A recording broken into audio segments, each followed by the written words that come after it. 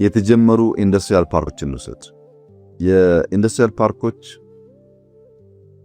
በብድር $1.6 ቢሊዮን ነው የተወሰደባቸው።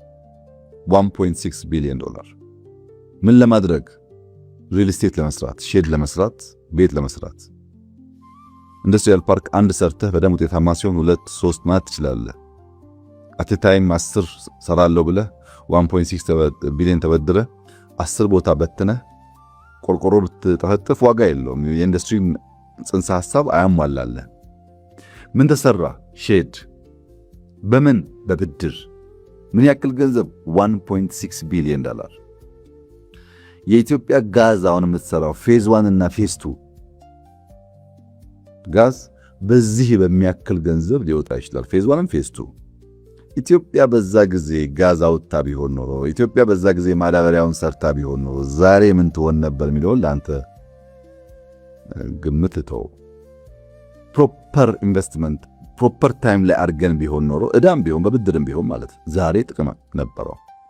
ስኳር ላንሳለ። ስኳር ለኢትዮጵያ አስፈላጊ ነገር። ኢትዮጵያ በረጅም ዓመታት ከንጉሱ ጊዜ ጀምራ ከሆላንዶች ጋር የሰራችበት ልምድ ያላት ኤሪያ ነው። ስኳር መስፋት አለበት፣ ምን ጥያቄ የለውም። ግን ነፍንጫ ወንጪ መተሃራን የወሰድክ እንደሆነ በኢህአደግ ዘመን ስኳር እናስፋፋ ሳይባል ራሳቸውን የቻሉ ፋብሪካዎች ደሞዝ ከፍለው ትርፍ አመጥተው የሚንቀሳቀሱ ነበሩ። በኋላ ልክ እንደ ኢንዱስትሪያል ፓርኩ እዛም ስኳር ፋብሪካ በየክልሉ እናቋቁም ሲባል አንዳንዶች ፋብሪካዎች ራሳቸውን ችለው መቆም ስለማይችሉ የፋብሪካ ቁመናቸውን አጡና እንደ አንድ ኩባንያ ኮርፖሬሽን ሆኑ። ፍንጫዋ ከሚያገኘው ትርፍ፣ ወንጂ ከሚያገኘው ትርፍ ወደ ሌሎች ፋብሪካዎች እንዲሄድ ተደርጎ ማለት ነው። እኛ ስንመጣ ሁሉም ፋብሪካዎች ሞተዋል።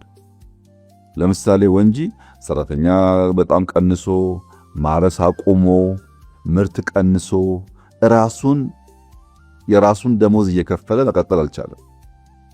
ለምንድነው? ድሮ ይችል ነበር፣ ውጤታማ ካውንት ጋር መርጅ ስለተደረገ ማለት ነው። ከመጣን በኋላ ግን ቅድም ካባልኩ ኮንቲኒቲ ለምሳሌ ኦሞ 2 እና 3 ኩራስ ጨርሰናል፣ በለስ ጨርሰናል።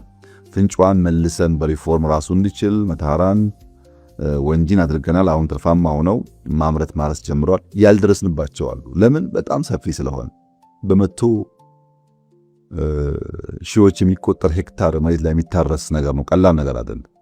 ኢሪጌሽኑ አለ፣ ግድቡ አለ፣ ፋብሪካው አለ፣ ልምዱ አለ፣ ሰው ኃይሉ አለ፣ ዩኔሚት። በዚህ ምክንያት ሁሉንም ነገር ማዳረስ አይቻልም። ግን 5ቱን ሰርተን ውጤታማ ስንሆን ሌላ 5 ጨመረን ቢሆንስ ብላ ያሰብክ እንደሆነ ምን ያክል ትርፋማ እንደሚያደርገን እንደ ሀገር መገንዘብ አያስቸግርም። ስራው አይደለም ችግሩ፣ በብድር መሆኑና የምንመርጣቸው ቦታዎች ሪተርን ኦን ኢንቨስትመንት ላይ በጣም አክሳሪ በመሆናቸው ምክንያት ከፍተኛ የሆነ ዕዳ ኢትዮጵያ እንድትሸከምና የማክሮ ኢኮኖሚክ ኢምባላንስ እንዲፈጠር አድርጓል። ኢንቨስትመንቱ ሳይሆን ሮንግ ቦታ በመሆኑ ራሱን ማከም ባለመቻሉ